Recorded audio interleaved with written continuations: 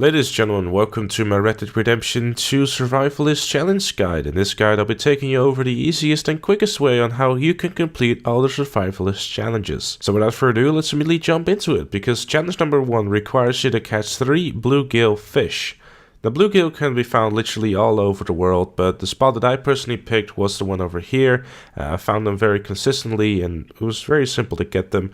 Their favorite bait is cheese, so if you have cheese bait with you, make sure to use that as well. Although I have seen it happen a few times that with any other bait they are being caught as well. Transitioning immediately into challenge number 2, which requires you to hand 5 animals into the camp or trapper. So if you're smart about this one, with those 3 bluegill fish that you already caught, catch another 2 extra bluegill or any other fish and then hand them into the camp. If you do so, challenge number 2 will be over in just a few seconds, really. Challenge number 3 requires you to kill 5 animals using the Varmint Rifle. Now this one is also very easy too. All you need to do is you need to head down to any gunsmith and you will find the Varmint Rifle right there as well. It's a .22 caliber rifle, which means that it's not really gonna pack a punch, so you probably primarily want to go for like things like rabbits or birds, so anything that is like a small animal. You can obviously also kill like deer or whatever, but that will require a couple more bullets. Either way, just get 5 kills and you will be done. Challenge number 4 requires you to craft a dynamite, fire, improved, poison and small game arrow. Now we're gonna start off easy with the fire arrow, which only requires you to get some animal fat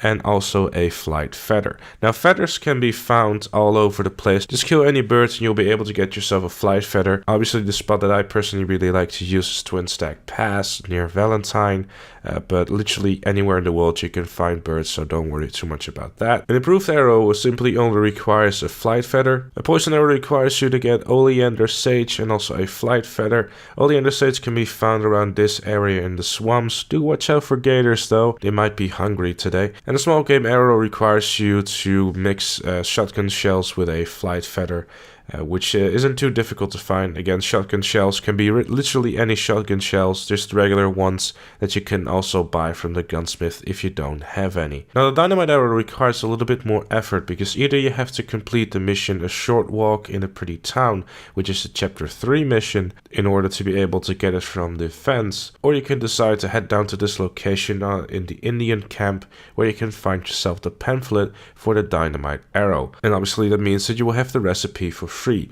Do make sure, however, that if you do pick up a pamphlet that you actually go to your recipes tab and read the recipe. If you don't, you will not have learned the recipe and you will not be able to craft a dynamite arrow. And then when you have acquired the pamphlet, all you need to do really is to have some dynamite and a flight feather and then stick the 2 arrow, and that will be you done with the challenge. It's not a hard challenge at all, you just really need to find the right materials. Animal fat can be acquired from boars, and a very nice location for that is north of Sandy, around that swamp area. I found it very easy to spot about a couple of boars. Just kill a couple of those so you're also prepared for future challenges in the Survivalist challenges. Challenge number 5 requires you to catch a fish while boating in the bayou and while standing on the road tracks. Now the easiest way to get yourself a boat is to head down to the docks at Saint-Denis and kind of just look around and see people using a boat, and then get close to them and just kind of cut them off as you're swimming, and then steal their boats and just, you know, head down a little bit further,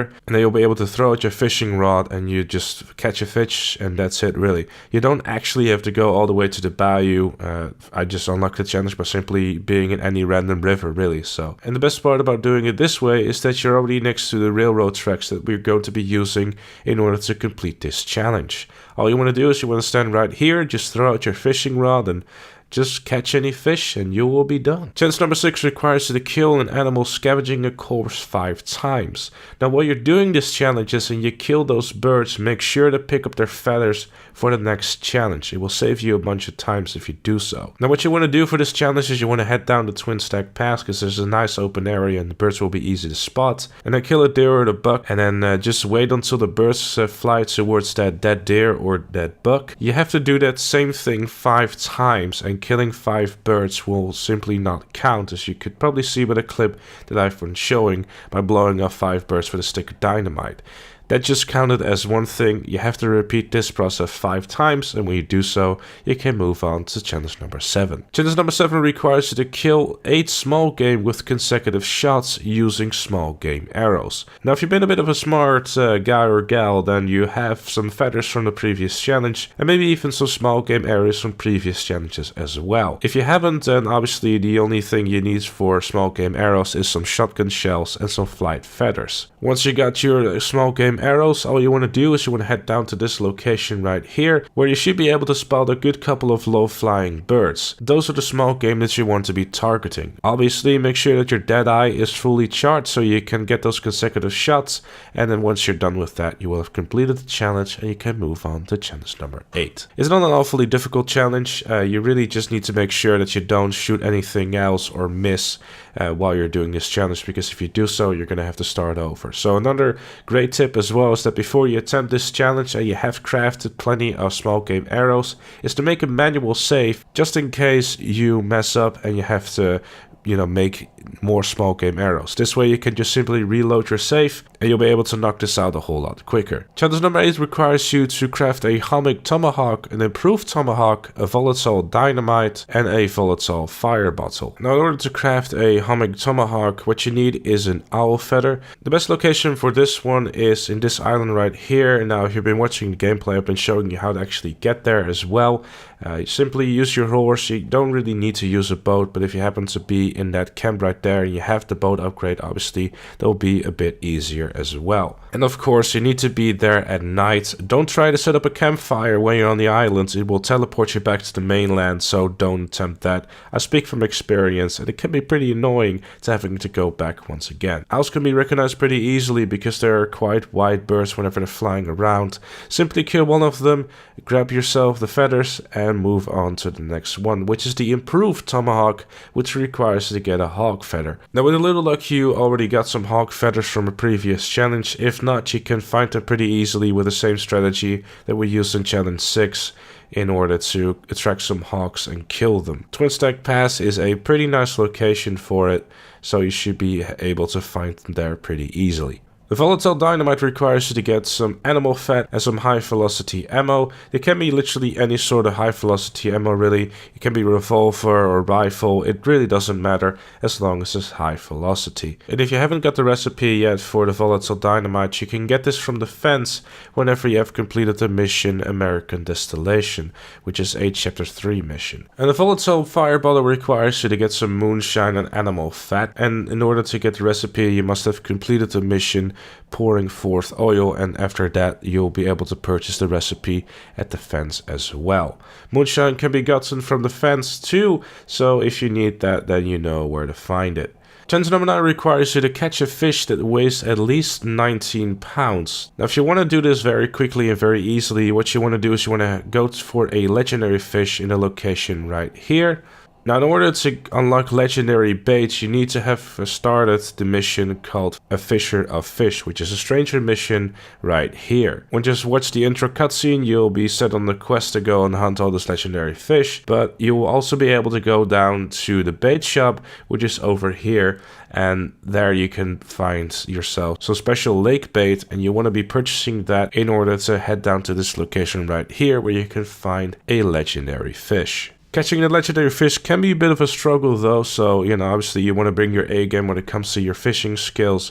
Generally what I found is the easiest way to do this is by pulling your stick back and then reeling in your line, and as soon as you see that the fish is giving you a bit of a hard time, then let it go and then either go to the left or right depending on where the fish is heading to. As soon as you stop struggling, then do the exact same thing by pulling back your stick and reeling in the line again, and kind of keep fighting it until you finally have it. So try to be patient with this one, because obviously it's fishing and fishing requires patience, and yes, that is coming from someone who has the least amount of patience ever imaginable. Challenge number 10 requires you to basically catch every single fish that there is available in the world.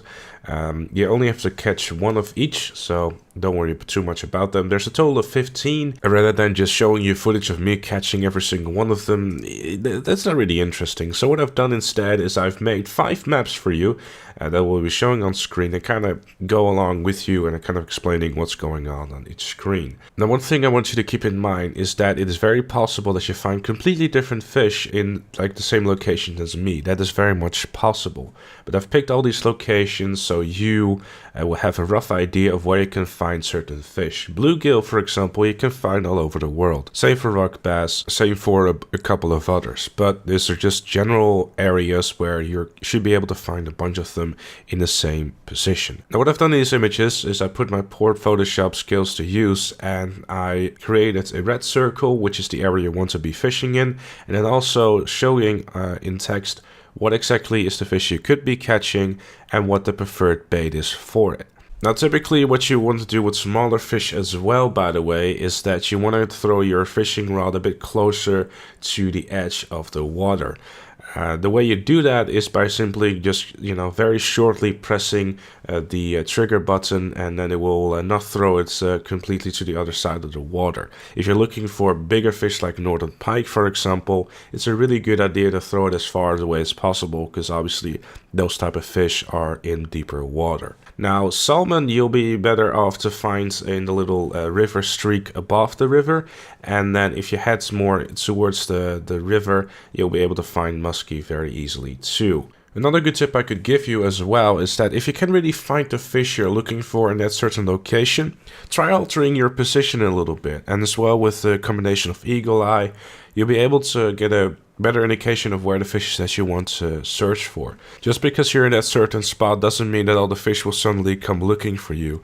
You obviously have to do a little bit of effort, to make them catch your bait. A few tips to make fishing a little bit more effective is by slowly reeling in your reel as well as your fishing. It makes the fish a little bit more interested in your bait, as well as giving your trigger button a quick tap in order to make the rod go up and down the water as well. And once you finally complete challenge 10, you'll be able to go ahead and go to the trapper to pick up your rewards for challenge 1, 3, 7, and 10.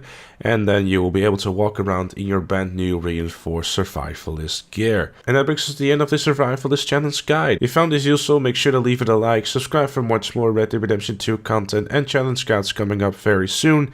Thank you all so very much for watching, and I'll see you all